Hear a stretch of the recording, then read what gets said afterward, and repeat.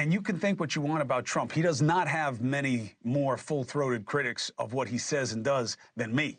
And yet I called him today because I am ashamed of how we are responding and not responding to the threats on him. I don't know how he stays in the race.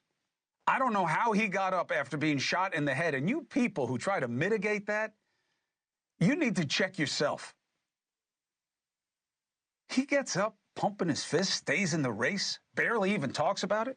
That's former CNN host and man lost in the woods of liberal politics, Chris Cuomo, discussing how he personally called and apologized to Donald Trump after yet another attack was made on his life. Welcome to Nerk News, I'm Nerkish, and despite an entire media apparatus pushing blame on Trump for getting attacked, there have been a few unexpected voices of reason speaking common sense and saying that maybe, just maybe, people shouldn't celebrate violence and victim blame a man who's been shot at multiple times for having political opinions that were common 20 years ago. That's why I reached out to Trump. I wanted to just say, listen, I'm really sorry that this is going on and it's being dealt with this way.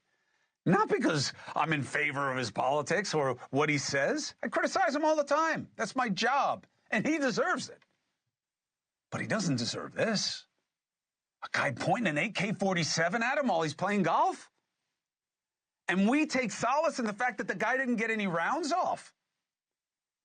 That does not work for me. If I had been through what that guy's been through in the last 2 months, you would not know where I am. You would never see me on TV again. No way I would do that. I don't know how he does it.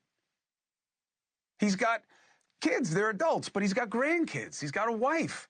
People giving crap to Melania Trump, worrying about whether or not there was a plot around his husband. How could she not?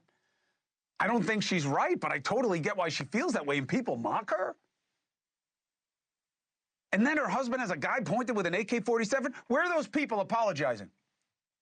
That's what it's time for. I should not have come at you, Melania Trump, for suggesting that maybe there was something more afoot. I get your paranoia.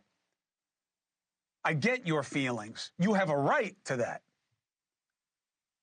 There's nothing wrong with saying that, with being a basic, decent human being. It has gotten too out of control, too far from where we need to be and how we need to be. And I don't know what to do about it.